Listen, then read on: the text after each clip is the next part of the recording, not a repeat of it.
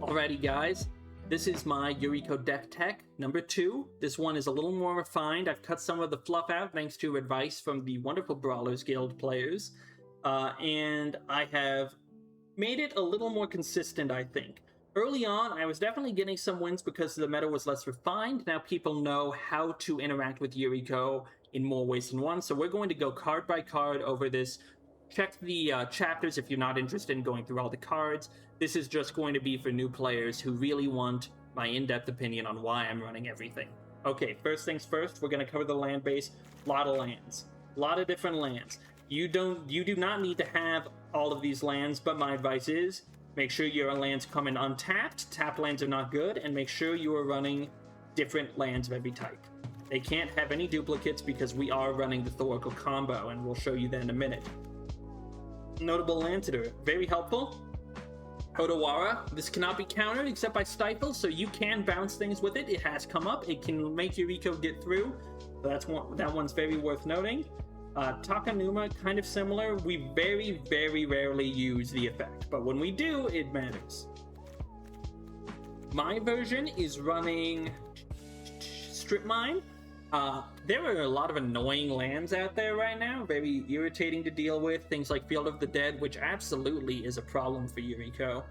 And you can get a tempo advantage if you notice your opponent is missing land draws, like you will see in one of the Golos games I play.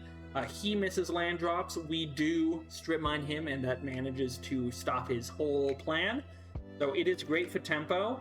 But everything else here is pretty bog standard. We're running Marsh Flats. We are running Mana Confluence. The lands that hurt you, you can cut. You could use Reflecting Pool instead. There are a lot of blue-black decks running around the meta right now, so you'll probably hit something good. But other than that, it's pretty bog standard. The only land that comes in tapped, I believe, is going to be Undercity Sewers and Starting Town later into the game. But, yeah. Oh, and Cephalid Coliseum. This one is very fun, too.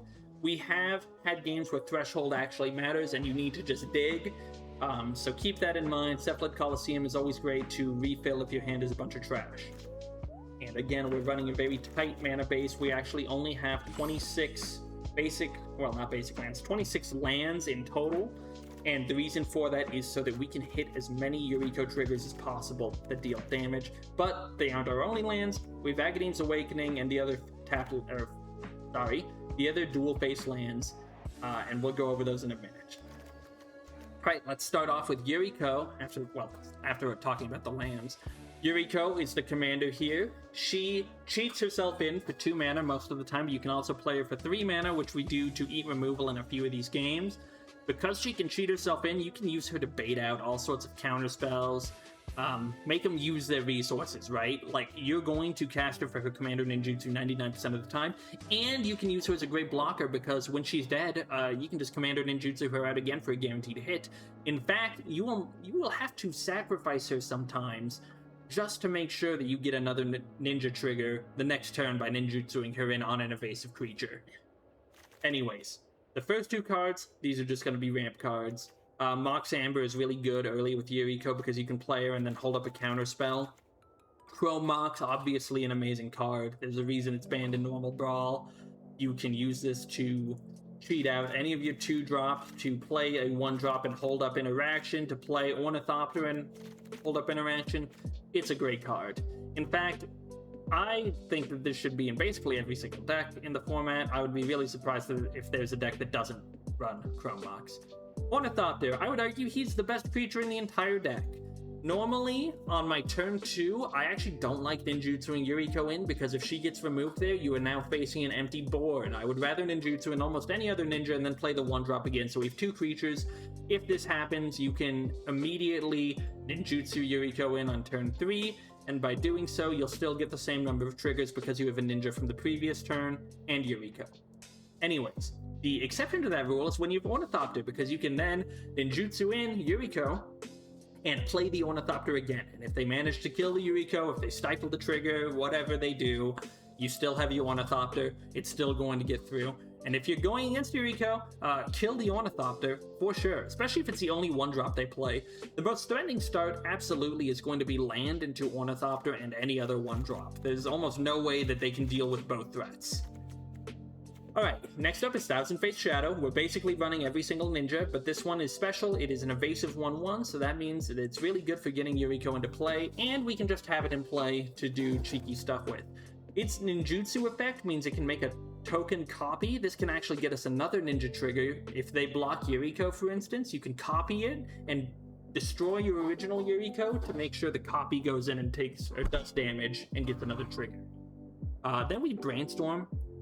Now, Brainstorm's good in a lot of blue decks for filtering, but in Yuriko it's especially good because we can put our big, expensive cards back on top of the deck so that Yuriko draws them and does damage. So make sure you have that in mind. Some people might miss lethal, and if you're desperate for lethal, if you're at like 1 health, let's say, they have lethal on the board but they're all tapped out, you can Brainstorm and try to fish for one of these big cards and put it back on top. Fading Hope, one of the best bounce spells of the game. You get a scry. You can actually defend Yuriko or your other ninjas with it. There have been games where I Fading Hope my Ornithopter to get the scry and to keep it from getting removed just to play it again. Other than that, just your standard bounce spell. Faerie Seer, it's an evasive flyer. It sets up the top of the deck. Great for Yuriko, great for evading, and it can help you fish for lands because we are running so few of them. Hydroponics Architect, arguably one of the best 1-drops in the deck. It is a 1-2, so it blocks out many of the other Yuriko cards, and it is flying, so it blocks the other evaders. Plus, it has a bonus effect where you get to make lands in your deck islands that draw you cards. So you can attack, it'll trigger its effect, and then you can blink Yuriko in, or whatever ninja you have, and the effect still goes off. Great card. Into the Floodbaugh, another bounce spell. This one is, I think, a little more situational than Fading Hope, except for the fact they can bounce anything if you give them a tapped fish.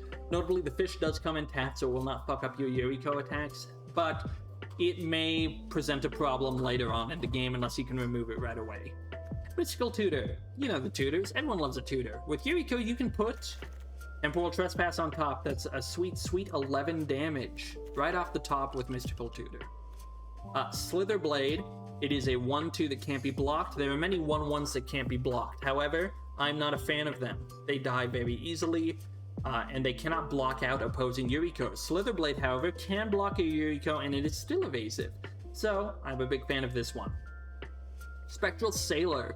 I love this guy. There have been more games than one where I start with Spectral Sailor in hand, and where is it?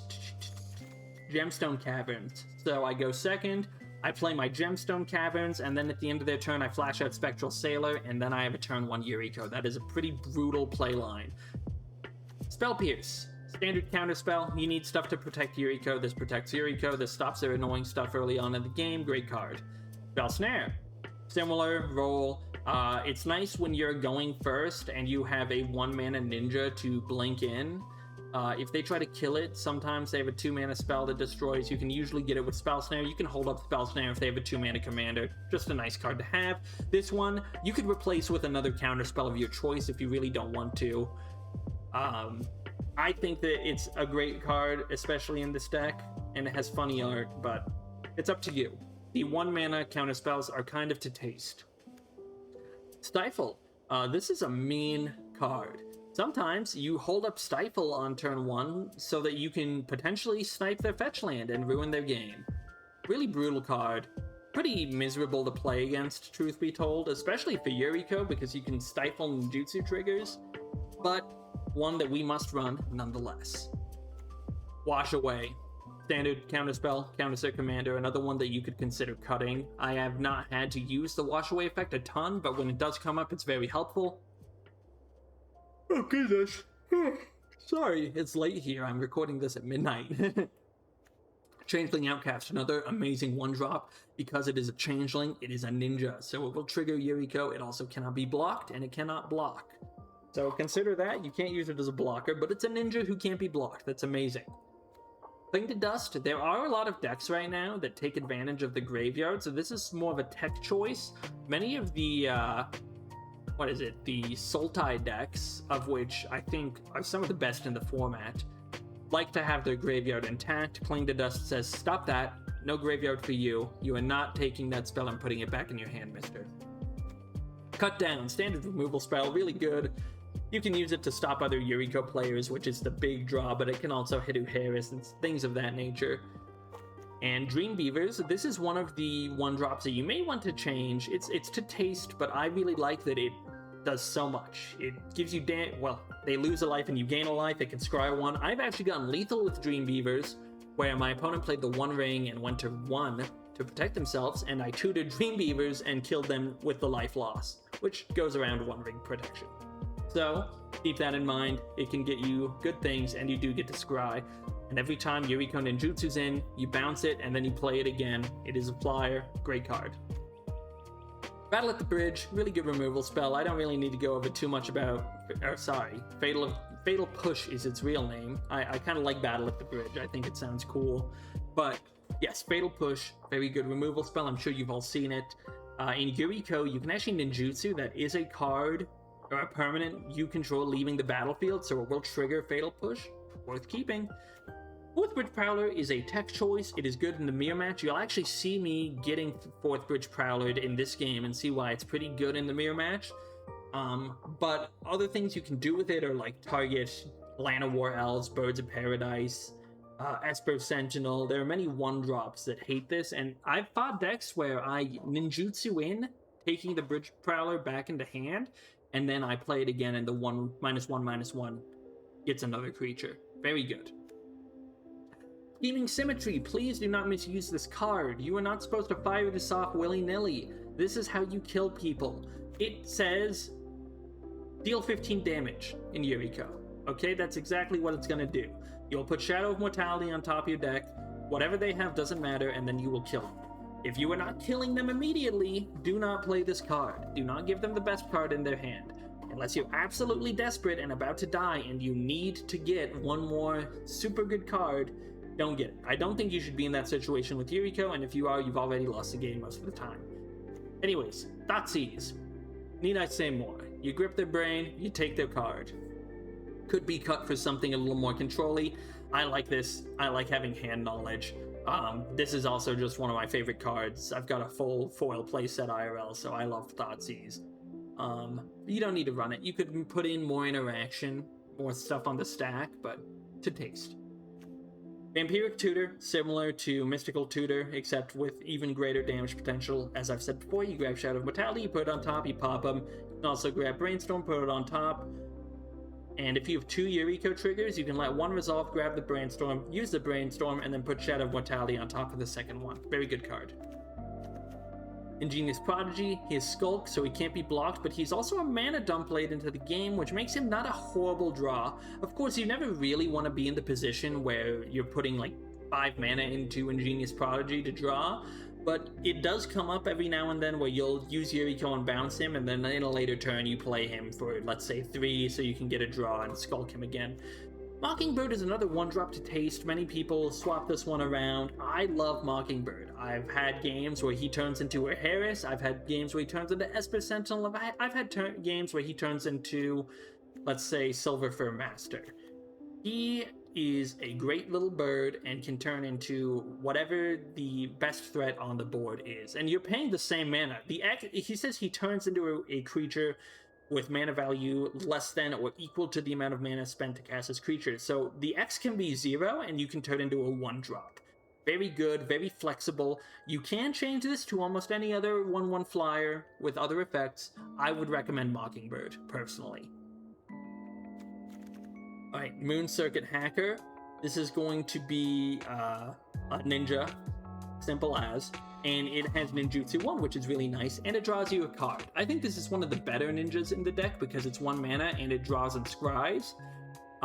With Yuriko, it automatically puts Yuriko triggers first. You have to have order triggers on. You want to move the Circuit Hacker first so that you get that scry, and then you can maybe set Yuriko up to deal more damage. Very good card.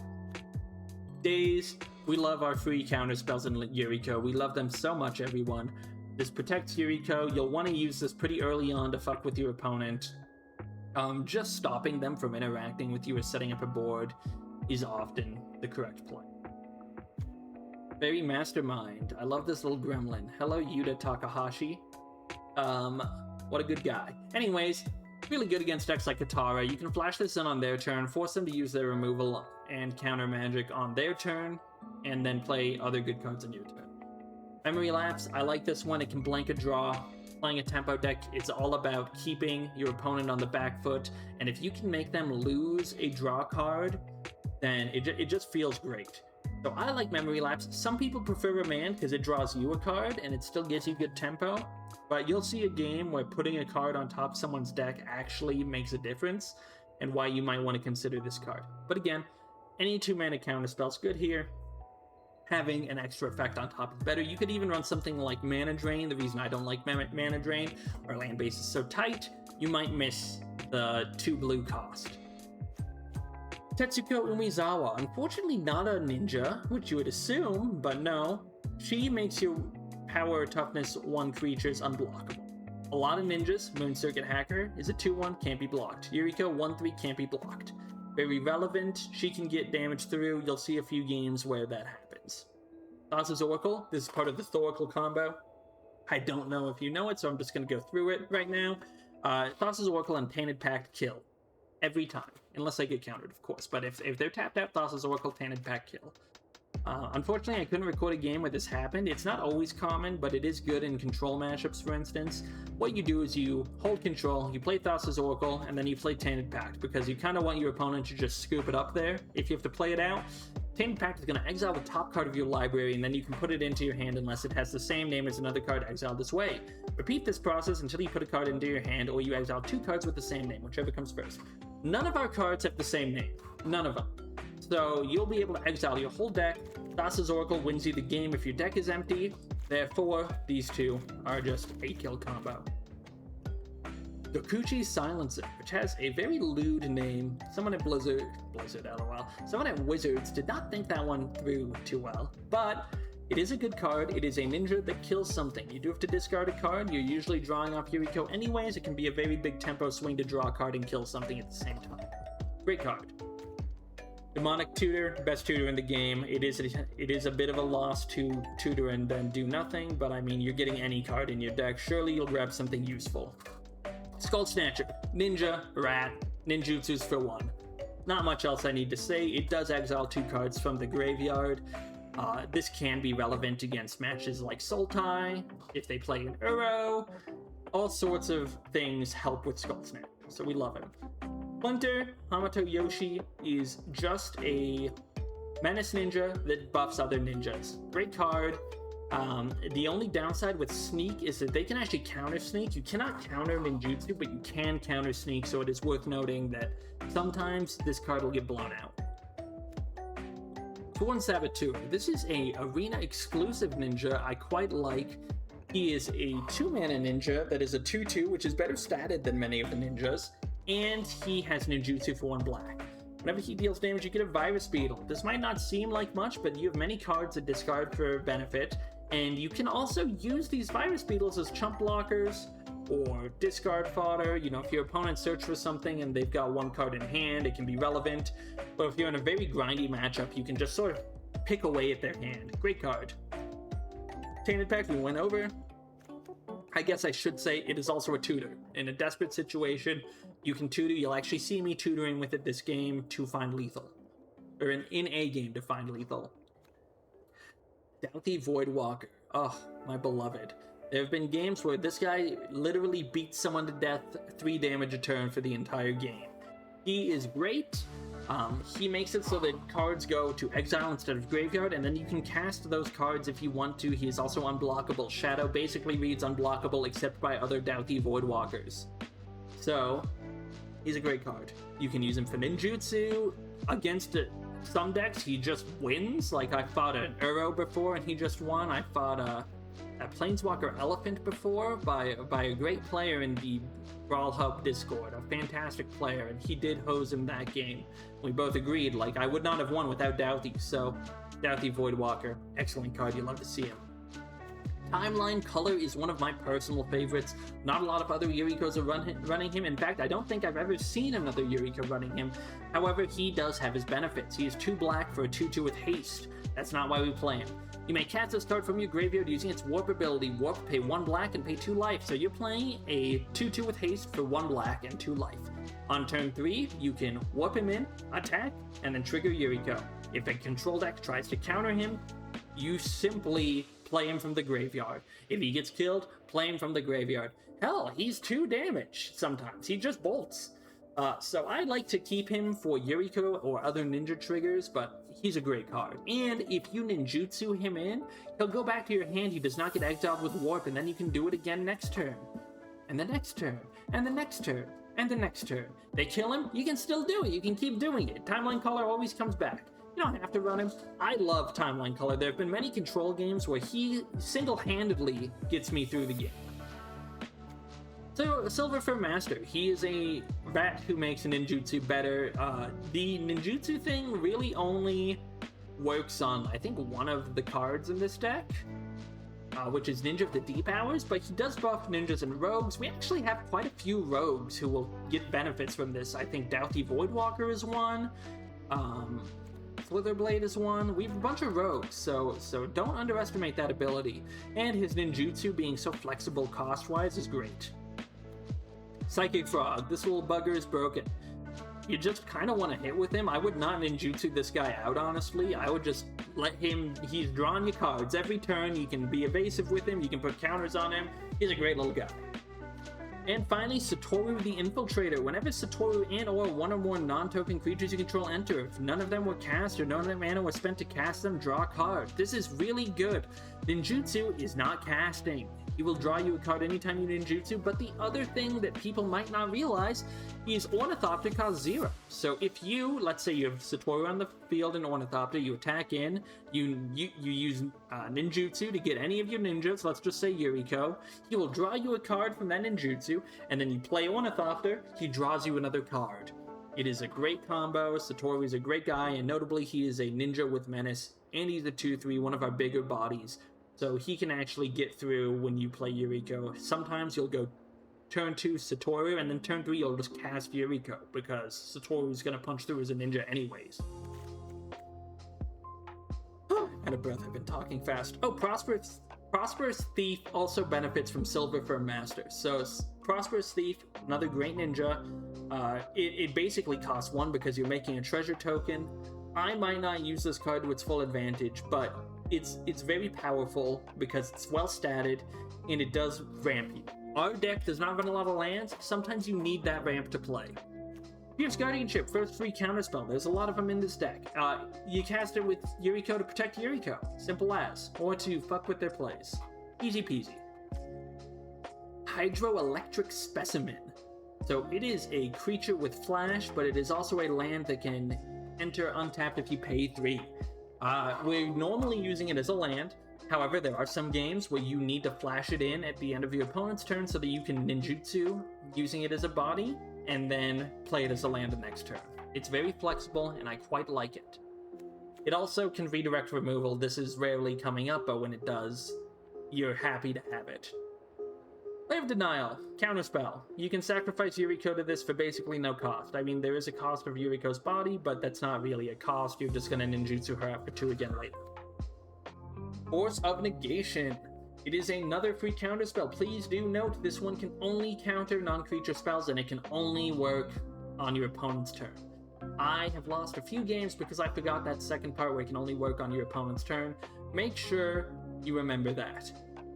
Sink into Stupor, it's a spell that is also a land. We're playing it for that reason, but notably, it can return a target spell or non-land permanent to hand. This is a counterspell that does not read counterspell. If someone has played something that makes their spells uncounterable, this is still a counterspell.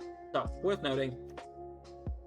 Boggart Trawler, same thing as Sink into Stupor and the other lands that are also spells. However, this one has additional use again, where you can exile target player's graveyard. Sometimes you want to do that. It is also a 3/1, so it can punch them in the face.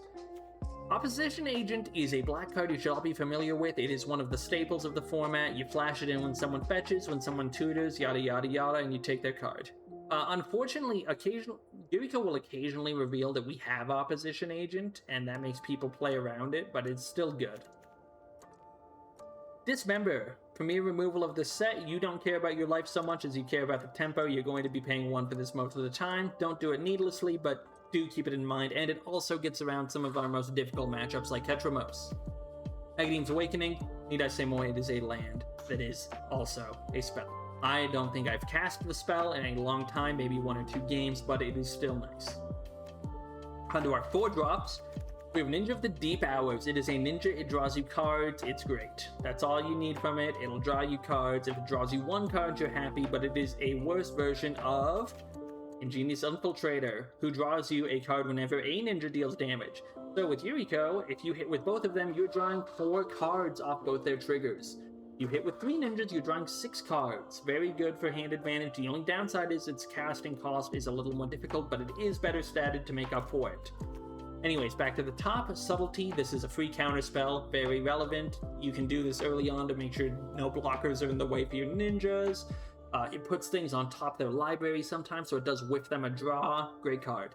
Deadly Rollick, a free spell, it kills a thing. That's all you need. Or it exiles a thing, so it's even better. That's all you need. Snuff Out, it is a free spell that kills a thing, unless it's a black creature. Don't forget it cannot destroy it cannot destroy non-black creatures. Wait. It can only destroy non-black creatures.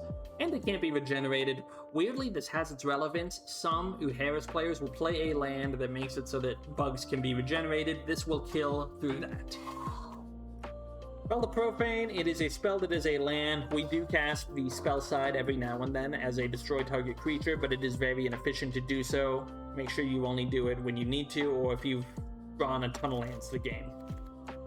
Flare of Malice, sacrifice a black, non-token creature instead of paying its mana cost, and then each opponent sacrifices a creature or planeswalker with the greatest mana value among creatures and planeswalkers they control. This is one of our only ways to remove planeswalkers regularly. We're usually trying to counter them. We have so many non-creature counter spells, but in the case that one gets through, this will get them. Grief.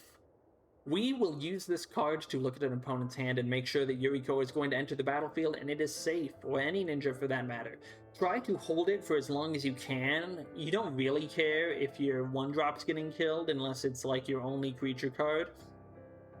Only use it on the turn where you think you need to, and it does have a combo with Flare of Malice, where you grief someone and then in response to it killing itself, you use Flare of Malice. The same can be said for Subtlety and Flare of Denial. I have no idea what sort of scenario requires you to use both, but just in case, you can do that as well. We already talked about the Ingenious Infiltrator, so last card is Kaido, Bane of Nightmares. He is on the chopping block for me, but I quite like him still.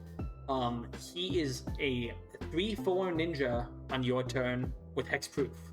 As long as he has any loyalty counters, and he does have ninjutsu, so you can sneak him in.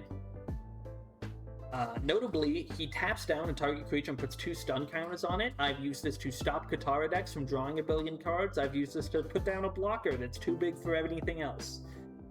His other effects are also very good. Surveil 2 and then draw a card for each opponent who lost life this turn is relevant, because you'll usually be ninjutsuing him in, and then you can just draw a card. This is relevant if you were low on hand size. I would not use his +1 unless you're like already winning. It's kind of a win more card. But keeping a big hand as a tempo deck is in my opinion, more important. Alright, on to the last sections. Force of Will, counters thing for free. This is probably the best counter spell in the entire game. Every blue deck should run it. Very good. Lorien Revealed, this is one of our cards that we use to mitigate our lack of lands. We can use it for island cycling to get any island from our library and put it into hand. Also, it is draw 3 if we really need to, and it's 5 mana, so it's going to smack them in the face when Yuriko gets it. Murderous Cut is a delve card. You're going to see more delve cards. You exile things from your graveyard instead of paying the colorless mana for delve cards. This one just kills. We use a lot of delve cards because Yuriko is going to draw them and deal 5 or whatever their delve cost is, right? Troll of Khazad-dûn. This is pretty similar to Lorien Revealed, except it's a guy. That guy cannot be blocked except by 3 or more creatures. I think I've cast him once in my entire time playing Yuriko. And the time I did cast him, I don't think it mattered, because you really don't want to be in that point. But he deals 6 when you reveal him off of the top with Yuriko. So, worth noting. He also Swamp Cycles instead. Great card. Commandeer, this card is fucking hilarious. One of my favorite cards of all time.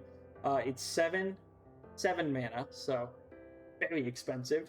But you can exile 2 blue cards from your hand rather than pay its mana cost. Still extremely expensive to do. You won't actually be able to cast it a lot. It's usually just going to be damage with Yuriko.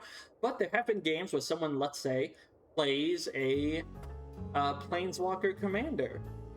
You can just take that sucker. He's your commander now. Really funny when it happens. I've done it to a Teferi. They instantly scoop. Great command, or great card. Make sure you commandeer funny things. And hilariously, I think it's actually worth doing very early on in the game if you're stopping like a removal spell that targeting Yuriko and you can redirect it, or if they're ramping, just take their ramp. That's your ramp now. You're the green deck. Seagate Restoration, it is a land that is also a spell. This one is the best one. It deals 7 damage when you reveal it with a ninja, so why not? I don't think I've cast the sorcery side very often. We do not ramp that far, but still fun. Treasure Cruise, delve card, draws you 3 cards. This one is probably one of the more relevant delve cards because you will deal 8 damage when you get it, and you will likely be able to delve it down to 1 mana so that you draw 3 cards for 1. Very good. Dig Through Time, similar to Treasure Cruise. This is as good, if not better, because it is an instant, and it lets you look at the top 7 and put 2 into your hand. You can get anything. You could even get a Treasure Cruise. Not that that would be good, because you dealt all your cards away, but hey, you could. So we love Dig Through Time here. It deals 8 to the face, and it being an instant is very relevant. Temporal Trespass is probably our worst adult card, and some people I do know don't run it because it is so expensive at 11 mana, but I like it because it deals 11 damage. Sometimes you cannot, let's say you have, what's it called? Mystical Tutor. Mystical Tutor cannot get Shadow of Mortality. If you don't run Temporal Trespass, which does 11, your next biggest damage is going to be 8 with Dig Through Time. I prefer having the 11 damage available to me. If you don't want to run a card that is potentially dead in your opening hand, don't run it. Put something else in. It's up to you. And then Shadow of Mortality. We basically never cast this guy. If we're casting this guy, we're losing the game already. But he does say, smack your opponent for 15 in the face. This card is useless in every other scenario. I guess not every other one. I mean, I've had aggro matchups, so I get to slam this sucker, and he's now the biggest body on the field, and he just blocks out the red deck. But other than that, not very useful. So that's the deck. That's every card in the deck and their explanations. I hope you all enjoy the gameplay coming up. If you have any questions, feel free to reach out to me. I am on the Brawlers Hub Discord, and I am available through my, my Mox field, and of course YouTube comments. Enjoy the games, guys. Thanks for tuning in, and I'll see you later on in the video. Alright, looks like we've got a game against the Spider, Uharis, who is quite a difficult matchup. We'll see if we can pull this one through. Show you guys how to handle such a hard matchup for Yuriko. We have a pretty decent hand. We have a 1-drop Ninja, Daze, Commandeer, and Troll of Khazad-dûm. With this sort of hand, I can play a little aggressive. We do have Daze. We kind of want to save that for Yuriko. Hopefully they don't have a burn spell for 1,000 Face Shadow. If they do, I am tempted. They're going Chrome Mox. That's a very tempting Daze target, I won't lie. Exiling a spell, and what do they have? Anything? They're going to Lightning Bolt our guy. That's fine. I know we could have Dazed there, but I'd rather protect Yuriko. Now that we have 3 lands, we're gonna play this, and we're just gonna pass, hold up counter magic, make him sweat a little bit. The nice thing is with the Troll of Khazad-dûm. With the Troll of Khazad-dûm, we can get the best value out of this turn still by going into another City Sewers. Mystical Tutor. We may keep this on top. Actually, it doesn't matter at all. Let's use it to fill the graveyard. I was thinking about keeping it on top so that we could go for the combo with, you know, the typical Dimir combo where you use, what is it called? You use the fish. Everyone knows the fish. I'm gonna play this even though we don't have to hold up Opposition Agent. We use Thassa's Oracle. That's what she's called. He's running out of lands. So we will throw this out, see what he does. He casts a 3-mana spell, we can Daze here. Or Spike. That's fine. We're just trying to get their removal out of the way. And we have another flash creature now, which is actually this Hydroelectric Specimen. Not many people suspect this. The manland flash creatures are quite good to tempo out if you can use the flash. Alright, no response. Now we go to combat. It is too big for him to kill with most things. And now we have a ninja as backup, so that if this gets If they block Yuriko or try to kill Yuriko, we instead just swap to the Moon Circuit Hacker. Like so.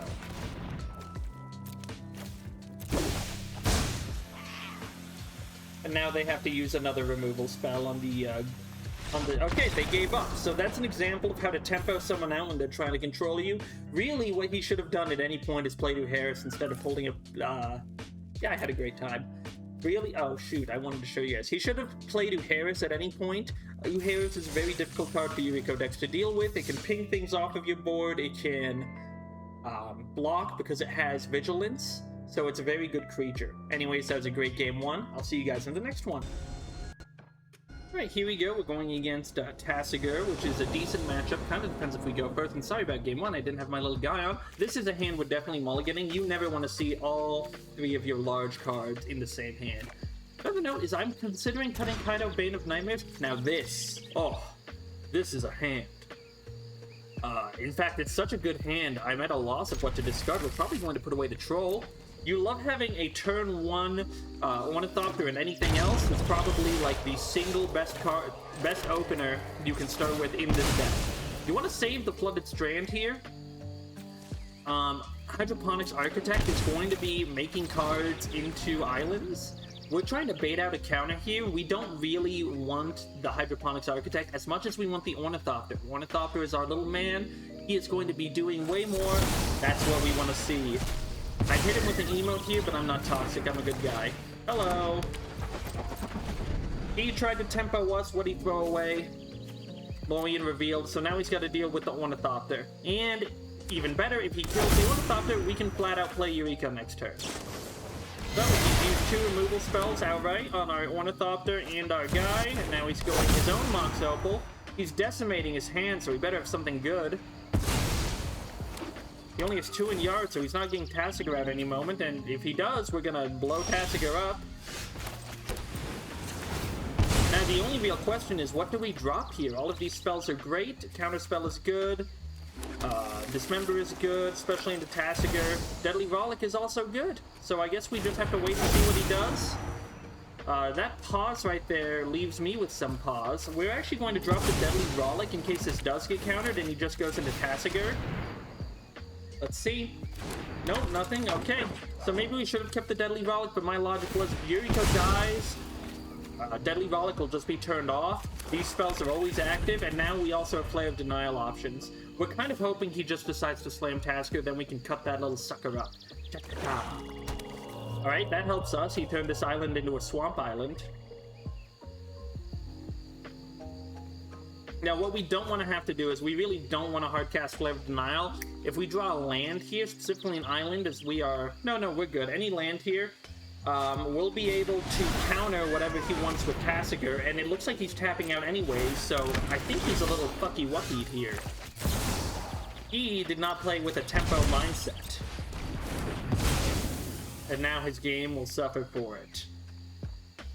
We can actually play Splinter here, but always wait until after combat to play your creatures with Yuriko. You can always blink her out if something happens. And now he knows that he's looking in the face of quite a lot of damage. We have at least, what is that, 18 damage on the board.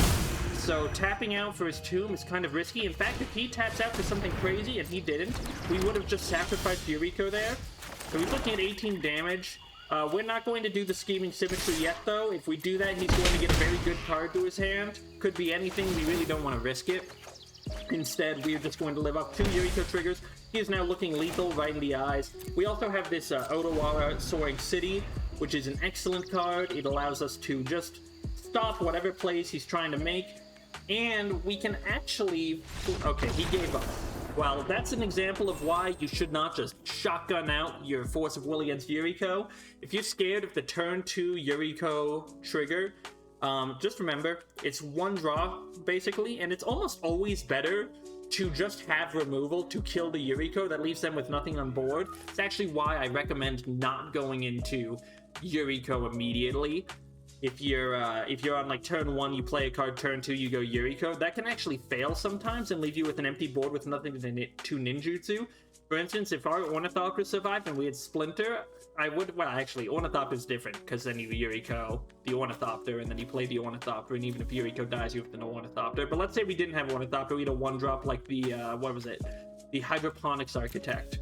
We play the Hydroponics Architect, turn 1, okay, no Ornithopter in this scenario, and it survives.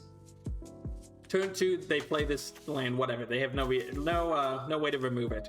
So we attack in, we ninjutsu in, Splinter, and then we would play the Hydroponics Architect. That way we have 2 creatures to ninja in, and we'll still get the same number of ninjutsu triggers in the end, as long as nothing goes awry. But that's just an example of a play that I would recommend making, is always trying to have a creature on the board, keep that tempo, and hold up your removals so that you can get rid of anything in front.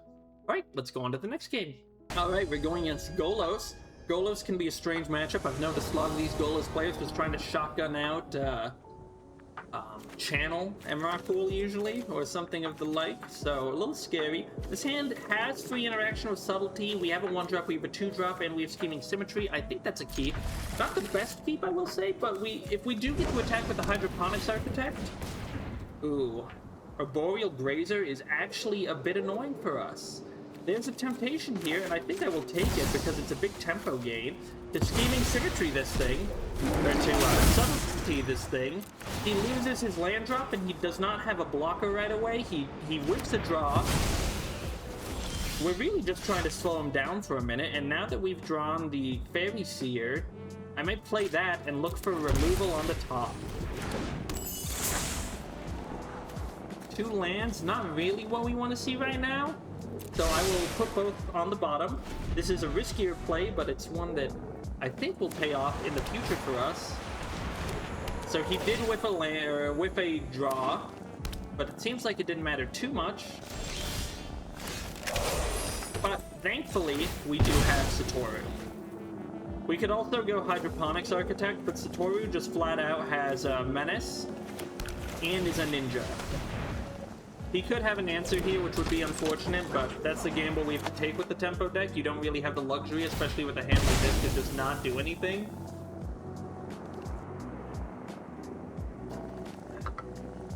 So let's see. If he shocks in something, he definitely has removal, but yeah, I didn't think he would. We did whip one of his draws, basically. And that may seem like we used a lot of resources to do that, but who knows how impactful that was. If he misses a land drop, you can pretty much be assured that that was the reason why. And I think he's missing a land drop here. Huh? No, he hit his land at the very last minute. So we have 1/2 of the Thoracle combo now, but we don't have the lands to do it. Instead, we're just going to go in with both. He has to double block on Satoru. Now, the temptation here is to go Prosperous Thief, actually. If we go Prosperous Thief, we get an extra mana and we can play this. Although, we also need a draw. Decisions. I think I'll take the draw and look for a counter spell. Like, he's going to play Golos, and we really want that thing to not happen. Strip Mine is actually awesome, because we are just going to Strip Mine his World Tree and keep him off that 5 mana. Again, we whipped one of his draws. Let's try to see if we can keep him off 5 lands for as long as possible. If Yuriko dies here from Grist, Yuriko dies. That's just how it has to be sometimes, but she honestly is not that valuable to keep on the board anyways. The Arboreal Grazer could block her out already. So it's like, we need a way to get through that. It looks like he's just going to mill. He actually mills Pock here. He plays Survival of the Fittest. We can discard a creature card and search his library for something. Now the question is, how are we getting through here? I think we just play, well... I'm actually going to play Splinter, because it means he has to commit more to blocking Yuriko if he wants to. I mean, he doesn't really have to, but we'll just send him. Splinter has Menace too.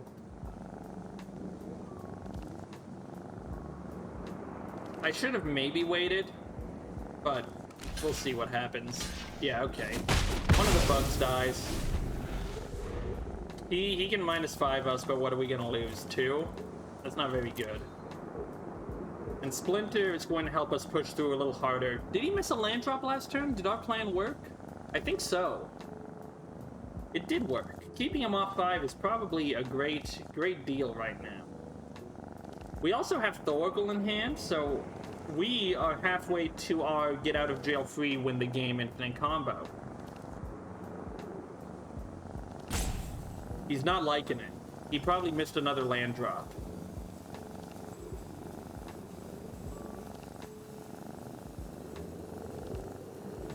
And that's why that early subtlety play, I think, was really good. He's 1 draw behind now. Oh, did he get one? No, he's just dangling. He's wiping the board. I actually think this is a big mistake from our opponent. If we draw a land, we can go 2 creatures, one after another. We got Force of Negation instead of 1 turn too late, but Satoru is still great here.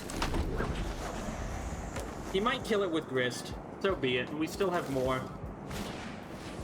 Avacyn's Pilgrim. Yep, he's going to kill Grist now. He's going to kill Satoru with Grist now. Damn you, Force of Negation. You were late for us, and now look what's happening. But again, any land here is pretty good. Actually, that's also good, because we can go 1-2 into 2 flyers. And we get a Scry. So what do we have on top here? Large Slap's perfect.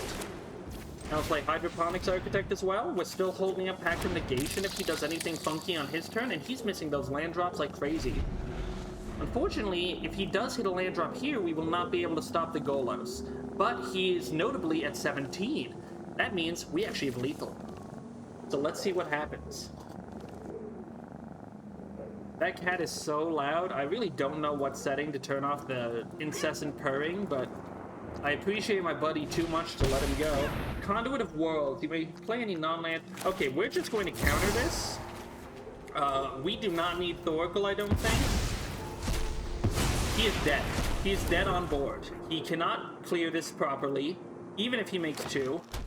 So he could have played Golos there, which would have been the better play, I assume. Let's see if he kills one. He does kill one. He's still dead, as we have Hydroponics, okay. We actually have 15 damage. So he's only green open. I'm not very afraid of whatever green could be. So what we're going to do here, is that still good? Yes. Get Scheming Symmetry. Boop, boop. We're scheming together, my friend. Join me in schemes. I guess the only thing that could stop us is the Veil of Summer. That would suck. So let's see. Does he have Veil of Summer? Was he going to use Survival of the Fittest before it gets its library shuffled? He would have to have Veil of Summer exactly here. And that would suck for us. He did not do it, so we're putting Shadow of Mortality as the top card of our library. I wonder if he thinks that what we have isn't good. For whatever reason, I see a lot of players not knowing that Scheming Symmetry is like how Yuriko kills. This is one of the best cards for just chopping someone in half, slicing them up, dicing them, getting them good. In fact, his decision here almost certainly doesn't matter. Alright. Go Yuriko. Unless he has a 1-mana green removal spell that I don't know about, he's dead.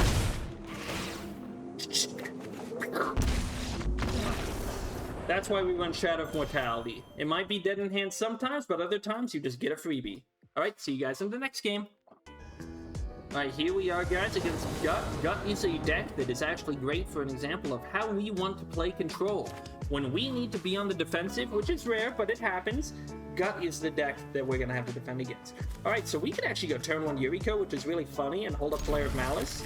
I will play this, and in fact, I will take Takanuma. I like to discard my other lands to Gemstone Caverns. He plays a little hasty monkey. And I think I actually am just going to go for Yuriko immediately. Because these two are not very good at blocking. Well, see, I'm torn. I have to hold up the Silver Fur Master for Subtlety. He's definitely not blocking this out. So we are going to remove A-Dokuchi and play Yuffie. Yuffie can block most things and is rather hard to remove, and if he tries to remove her, we will just flare. He is now put in a position where he has to hold up blockers. Okay, he's going in. I will just take the block here. And if he has a shock or some effect, Oh, I see. He just wanted that trigger. That's rough. That's a rough thing for him to get. Doesn't even use it. Alright, well, that's fine. Yuffie, she's not very important to our overall game plan, honestly. Exhaust. Is that till the end of his next turn? Yeah, so we also don't want to play the Silver Fur Master here. We will just chill for a moment. Let things play out as they do. I'm probably going to have to throw Gut into the garbage with Subtlety. Again, blanking a draw. He skips. No response from me. That's fine. I just want you to get rid of your removal, honestly. That's also fine. I'd rather you do that than anything else, to be frank. I think this is also fine. He can have another 1/1. We really want to hit a land here, so we can just hard cast the Subtlety. There we go. Alright, so now we can hard cast the Subtlety. We'll just pretend. Oh no, I have no play. Blue player with no play. I promise. Nothing good is happening here. And we will still wait. I'm not exactly frightened by 5 extra damage. Dragon Rage Channeler, he is delirious.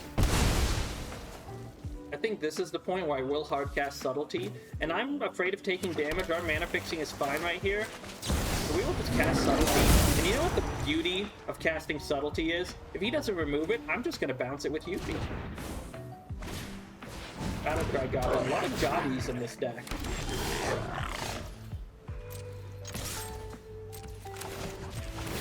Alright. Now if he goes back to hand because of Yuffie, so we can still Subtlety whatever he gets. We get a Thoughtseize. That's kind of a scary card to play in this sort of matchup, but at least we can block the 1/1s. We want to tap out anyway so that he feels safe. I know he knows the Subtlety is there, but he does not know the Flare of Malice is there. This is still a scary matchup. We have a hard time getting through this many bodies. What do you do? So he makes Goblins better. But if he does that and doesn't do anything else, I'm not too worried still. How much damage is that? That's 1, 2, 3, 4, 5, 6, 7, 8, 9, 10, 11, 12, 13, 14. We would die here. So I will block here. I will block the guy, actually, who does the pumping. Which is fine. I'm also fine with this. Am I fine with this? If I did this, he would just remove the Battlecry Goblin, so we kind of have to take this. We're down to 2. We may not win here. Oh, okay. Yep, we die. So this is, again, hard matchup, but a good game nonetheless. Alright, on to the next one. Right into the mirror match, which is usually a pretty awful matchup for whoever's going second. Thankfully, we're going first this time. That puts us on the offensive. It's usually, can the player going second out the player who's going first's creatures. We do have Commandeer, which is quite funny in this matchup. And we get to play Faerie Seer and look at what we got. So taking that battle at the bridge could be nice. It really depends on their strategy. If they try to block out our Faerie Seer, oh, they have the 4th Ridge Prowler. Unfortunate. But we have the Psychic Frog, which makes it pretty okay, actually. And then it kind of depends on if they have removal for the Psychic Frog. I won't lie, if they try to remove him, non-zero chance, I just Commandeer that sucker and shoot the 4th Bridge Prowler in the head. 4th Bridge Prowler, a great card in the mirror, though, for that reason exactly, although it does have the issue of it cannot get through the other 1/1s. Let's see what he does. Dream Beaver, okay. And we do still have the battle at the big bridge. And we can get Yuriko through anyways. There's a argument to be made here to just attack and see if he blocks. And then kill the other one. Which I think is what I'll do. Tainted Pact, that's half the combo, so let's just go in. If he double blocks, we can just discard 1.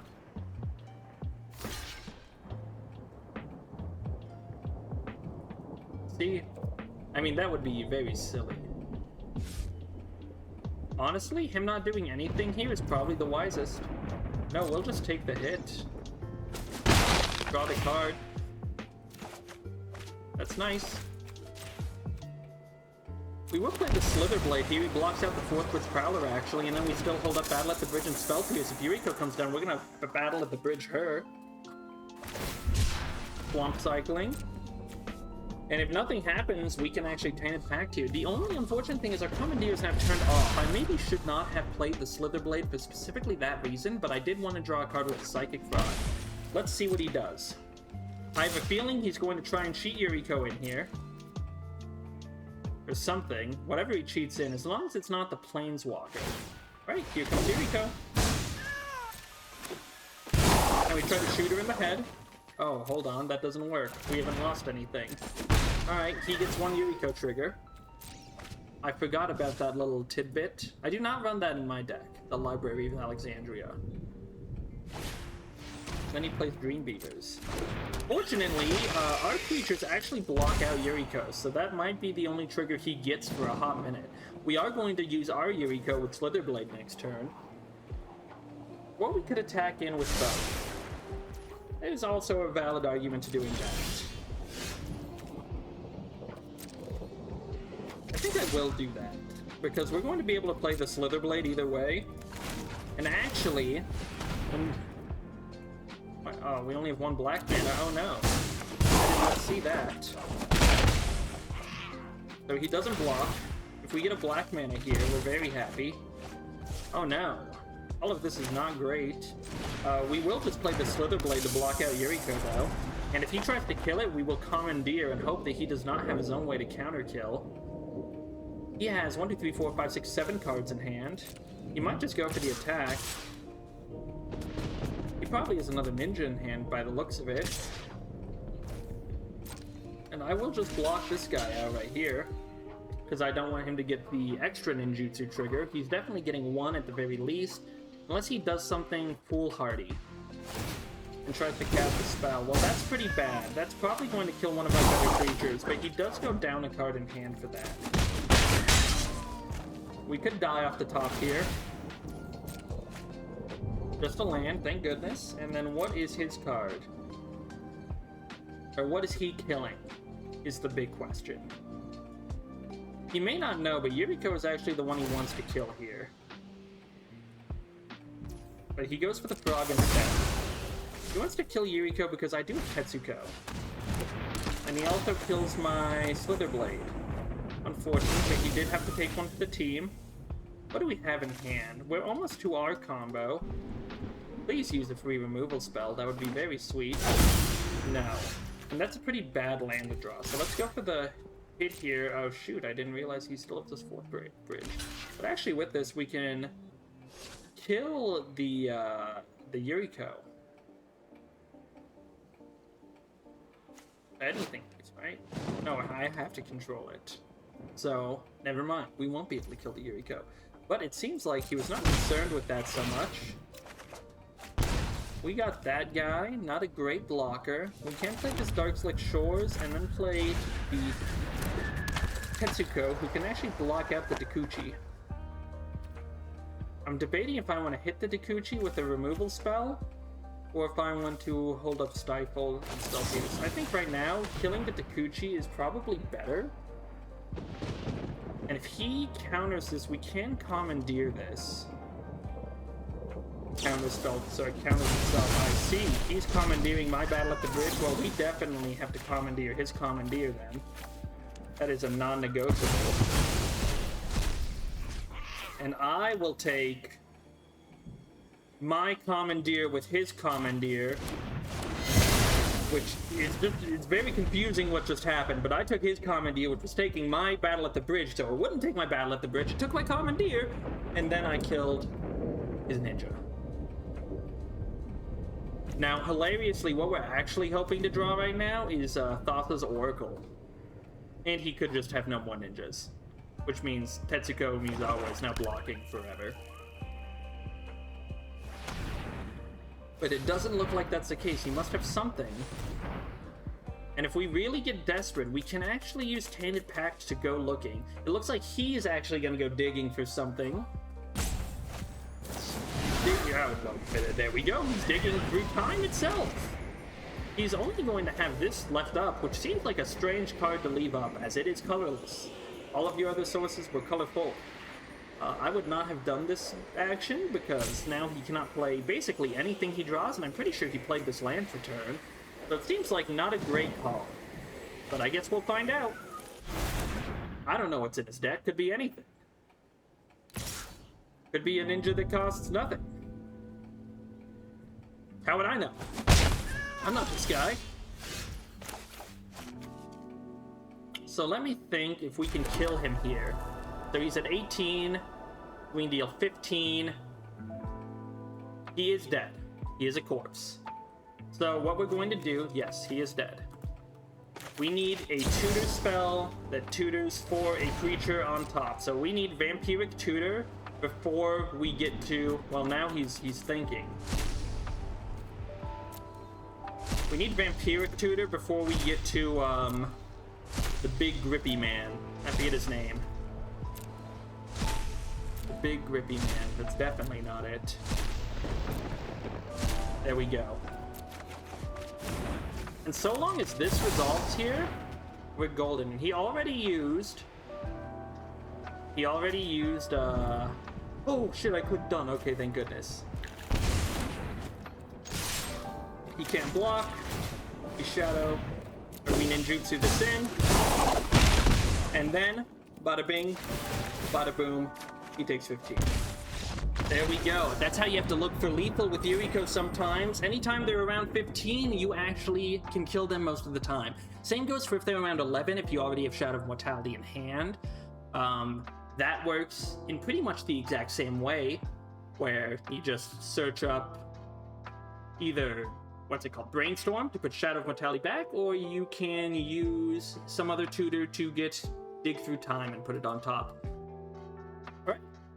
Thanks for watching, guys. Oh, we're fighting Plagon! Well, isn't this fancy? I've never fought a Plagon. I love Plagon. He's a goofy little starfish man. I am going to seize his thoughts, though. Actually, this hand is pretty dang slow, but I like it. I can play Satoru turn 2. I'm gonna look into his mind and grip his little starfish brain and see what it's got going on in there. Slow start from my boy, from the Plaguester. The Flagster. Plagon on. We're just gonna Watery Grave and Thoughtseize. What are you working with, Plagon? How are you doing here? I don't think you kept a great hand, so I'm just going to take the... probably the Ocelot Pride? Yeah, he has to play the Mockingbird for something next turn, I feel like, or maybe not. Maybe I'll just play Satoru and then he'll Mockingbird the Satoru. We'll see. We'll see what the Plaguester wants to do. Plaguing on... Oh, he drew Chrome Mox. How fortuitous. Now he can play Plagon. I might have to skin Plagon. He'll get to draw one.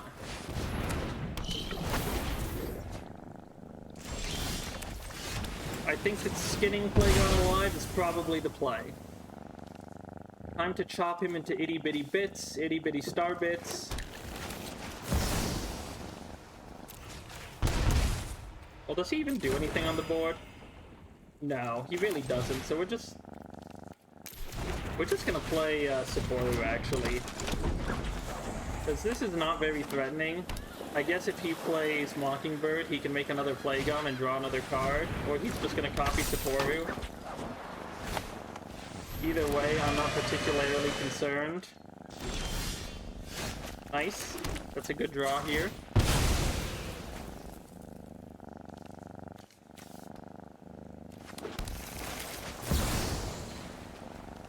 We're gonna send this guy straight to the Abyss.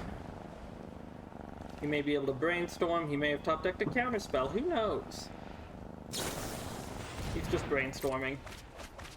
I don't think he has a way to clear his Brainstorm, though, which isn't great, and Plagon really didn't do what he wanted him to do. I don't think ramping straight into Plagon was a good idea. He probably wants to play more creatures that'll draw him bigger.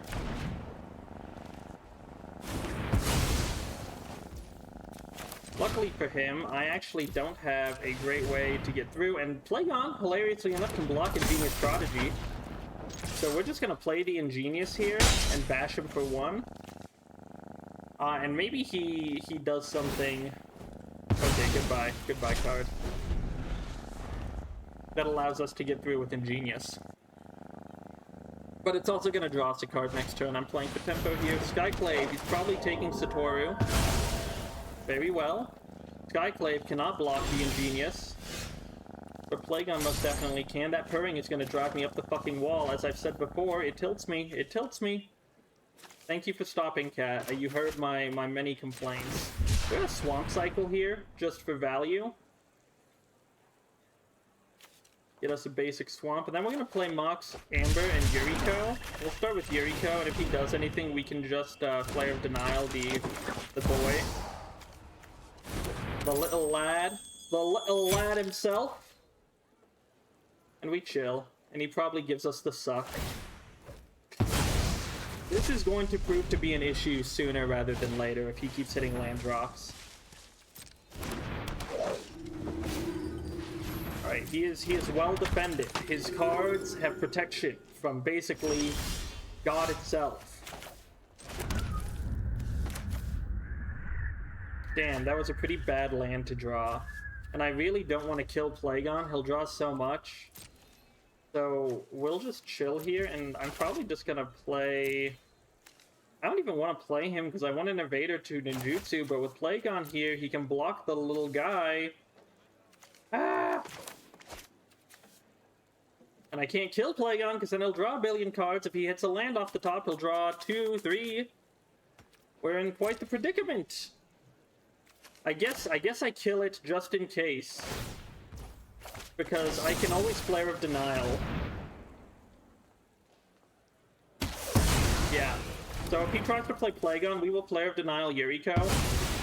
And get in with Ingenious Prodigy to start drawing cards. Plays land, he's going to fetch. Yuriko is about to be Flare Fodder. FF.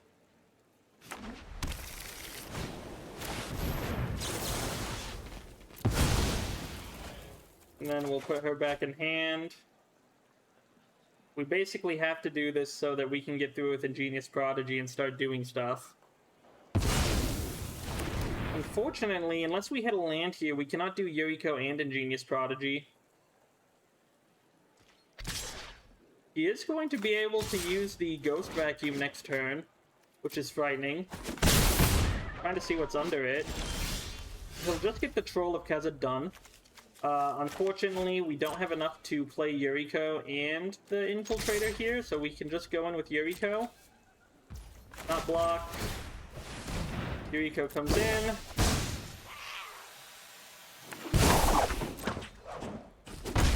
Black. Smack. Getting the card back. That's a very nice one. We are going to pay 1 so that Ingenious Prodigy can do his thing next turn. Non-zero chance that he hits a land and just windmill slams the Troll of Khazad-dûn. The Troll of Khazad-dûn. And the cat. 2 dangerous cards. Let's see what he does. Did he hit that land? He did hit that land. So he is going to get a 6/5 and a 1/1. Potentially at instant speed. He may be trying to trick me. Unfortunately, Ingenious Prodigy is too smart. He cannot be tricked. What up, brother? I should have cycled Lorien revealed there. That would have improved our chances at a better card. Alright, Ingenious Prodigy going in. He's currently unblockable. We will ninjutsu in. This will give us 3 draws off the top.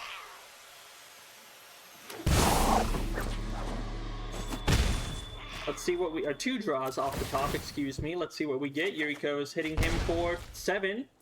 And Ingenious Infiltrator drawing us a A-Dokuchi Silencer. A very normal sounding name, to be sure. A-Dokuchi. Which one? You're not... Oh, it's Tifa from Final Fantasy. Alex would appreciate it. Where's my man? Why isn't he in here? Does he hate me? And he is going to make... Oh, he decided not to crack his vacuum. He wants more things. He hates me. Okay. That's why he didn't subscribe, probably. So we have Commandeer in hand. This kind of buckles any answer that he might have that's decent. He is going to put a fuckload of creatures onto the battlefield. But frankly, I couldn't give less of a shit as I'm about to end his entire life.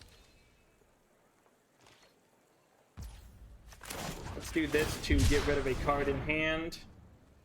Oh, they're all 1/1s. Why would I even care? So let's see what we get here. Thousand-Faced Shadow is a ninja, always good to have. And we will use Psychic Frog for flying purposes. The frog is loose, the frog is loose. If he triple blocks here, his shit dies. This can't be blocked, we're guaranteed to get at least one Yuriko trigger. He's only single blocking, fine with me. He gives it protection, okay, good for you. And, I think I will actually Moon Circuit here over the Changeling Outcast, because it's going to let us scry. We could set up lethal off the top. Let's see what we hit. He heals 1. It, of course, has protection from black, so it cannot die. And we are going to move this trigger first. Try and draw. This is bad, this is bad. Let's see what we draw. Oh, that would have fucking killed him! I mean, that killed him too, I guess. Okay. Didn't need to think that hard about it. Oh, this is a homie from the server. Not a great hand. We do start with Gemstone Caverns, which is awesome, though. I will keep this. Oh, and we have Timeline Color. These are actually a bunch of good cards. I'll probably drop the Mockingbird and just play the Psychic Frog on turn 2. Although, maybe that is a tempo loss. I will say Dauthi Voidwalker kind of hoses this deck every now and then. Dauthi. So we'll submit here, and we're going to actually drop the Mockingbird, I think. They don't like seeing the turn 1 Gemstone Caverns, let me tell you. And then we will play the Psychic Frog. He's wise, he is both a frog and he has supernatural powers.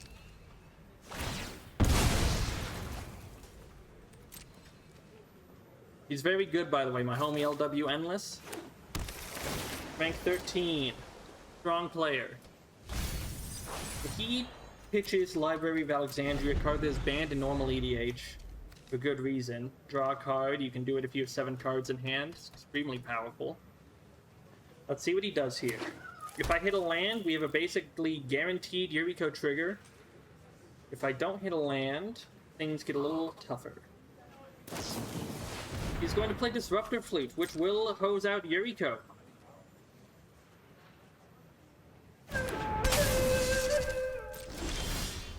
But that's okay, we will eventually be able to play her. Instead, I will play my Dauthi Voidwalker, which can actually hose him out in equal measure. Subtlety is a great draw there as well. Alright, let's see what he does. Nothing. So we are entering the Yuriko beatdown game, where we slowly punch him to death.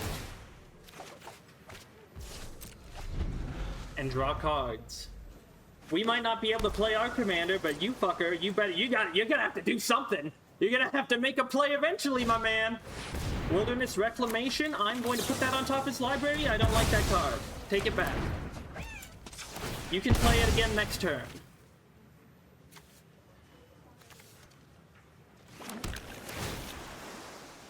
Chrome Mox, that does get us closer to Yuriko, but frankly, I'm not in the Yuriko kill plan anymore. I am in the slowly beat him to death kill plan.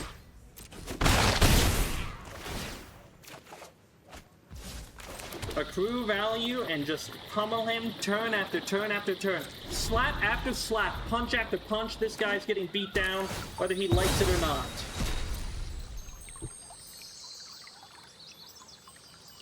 And if he tries to play that Wilderness Reclamation again, we will hardcast this Force of Negation. Exiling it for good, that is no longer our problem. Could have cracked this, didn't do it for some reason. Let me tell you, that's called a misplay. We're simply following the beat him to death with a big frog plan. We actually have win in hand. All we need is a land off the top, and my friend, he is dead. The board is also looking rather perilous for him.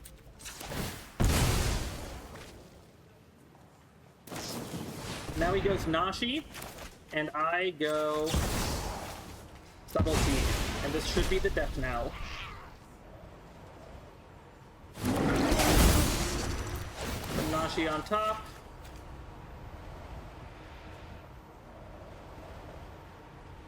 My friend, you're dead. I need to say good game in the general chat because we had a nice one. Great guy, great player.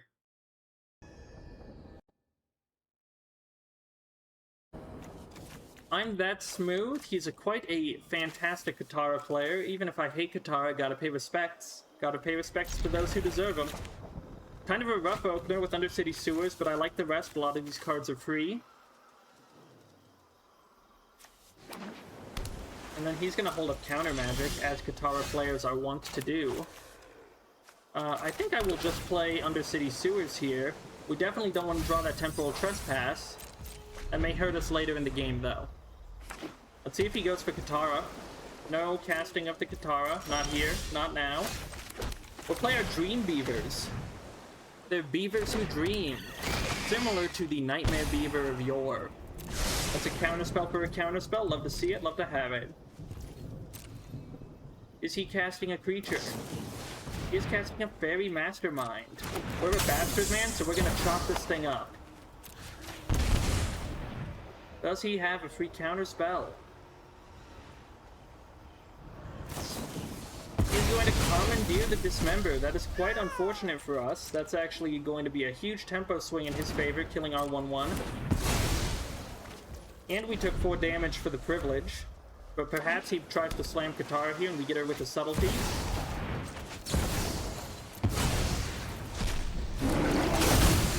Subtlety, putting Katara back on top of the library.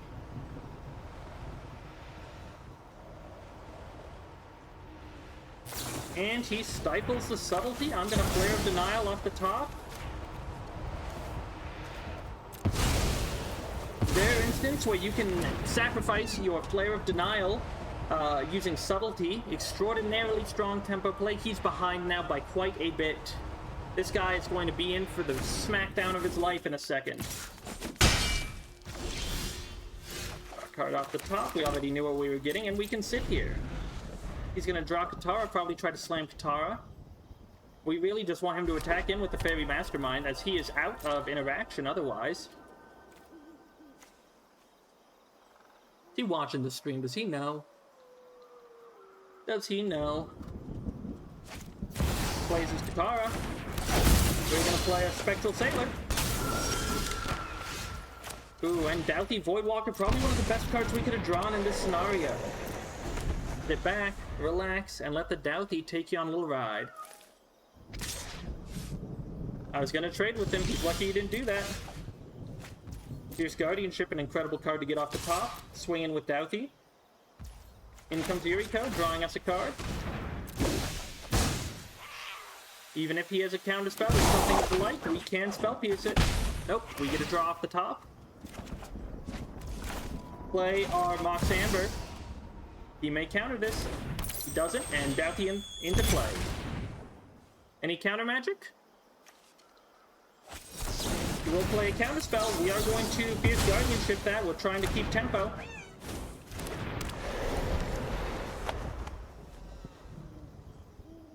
He's got a rough spot right now. Difficult to go, and he can attack with Katara safely. Dauthi cannot block. He is Shadow.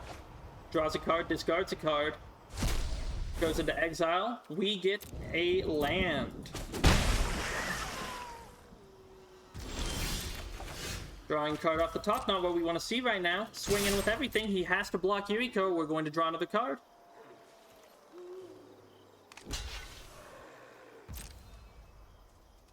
What's he doing? What's on the top? Flip out. It's going to phase out. That's quite the good spell for him in this moment. While it's phased out, we will activate Spectral Sailor's ability to draw a card. We get our own Faerie Mastermind. Alright, Katara gets a chance here to go in. He'll draw 2 and discard 1. Quite strong right now. What's he looking at? He looked at the Dauthi for a moment. Brazen Borrower, Dauthi back to hand. I would have waited till his turn. He would have gotten another Katara trigger. He has to discard one now. I think he was looking for a land. He did not hit one. Oh, he did hit one. We draw a card here. We play our Ornithopter. That's a big threat. The Thopter is loose. I repeat, the Thopter Copter is fucking loose. What's he doing? Brazen Borrower. He's gonna get another draw here. We're going for 2. Does he take the trade? He does not take the trade. Trigger of Yuriko off the top. Getting a Murderous Cut. He's all tapped out right here. We're gonna Murderous Cut his Katara. This is a devastating play against our opponent. One that he is sure to dislike. And then finally, we're going to use our Mox Opal, get that, discard the Spell Pierce, and we're holding open Faerie Mastermind. Can trade with this. Let's see what he does.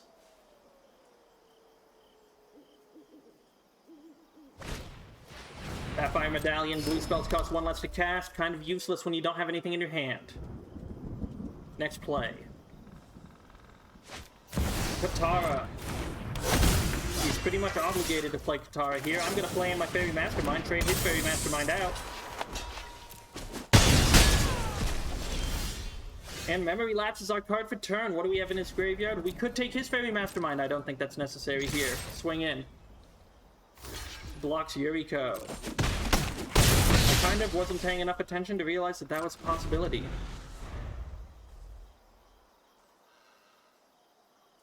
He has to attack with his Katara if he wants to get any value here. Drops 1 card, draws 2. These are, of course, going to exile, or drops 1, excuse me, so he goes up with card advantage. Needs to play a creature here if he wants any hope. Plays a land, and it's my turn again. Okay, we have Lorien revealed. We do not need to attack with these two. We can hold them back as blockers. Cephalid Coliseum, not a great draw, but a draw nonetheless.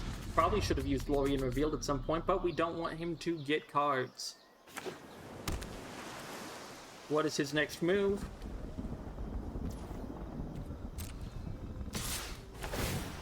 Drawing some cards. Gets 3, discards 1. Slowly building his hand back, but he is at 4 health. We have lethal presented on the board. He cannot block with Brazen Borrower, and we have some interaction on the stack. As well with that, he put Mystical Dispute in the graveyard for us. Ornithopter, he's a great blocker. Never forget. And we'll draw with Spectral Sailor. This holds up our counterspell just in case we need to have a counterspell available. Let's see what he does. Of course, Katara does not want to cast on her own turn, so anything he does here is fine with us. Goes Subtlety. We will go Lorien Reveal, or Memory Lapse. It's going to force him to use some of his interaction now. Use it or lose it, buddy. And he's going to negate. That leaves him with 3 mana open.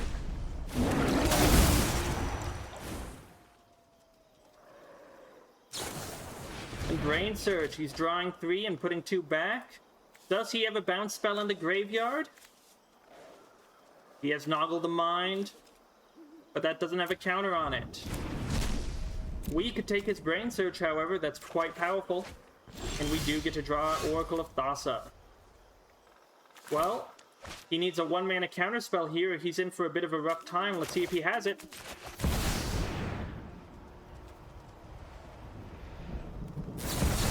He does have it. We're going to activate Dauthi Voidwalker's ability to get Mystical Dispute, cast Mystical Dispute on the tail's end. This is going to bring in our amazing Kaito. Kaito taps down the Subtlety for a few turns, and then we swing in with Yuriko, and the Spectral Sailor has to take the trade on the Spectral Sailor. He's risking taking a ton of damage. Any 3-drop with Yuriko kills, and he's dead. That's 15 off the top. Good game. I'm that smooth. Well played. Alright guys, here I thought I'd show you the stats of the deck so far with me with 127 games, or no, actually way more, around 200 games, 8 versions, with a 64% win rate. I won't lie, this used to be around 70, but I went on a major tilt, as I tend to do.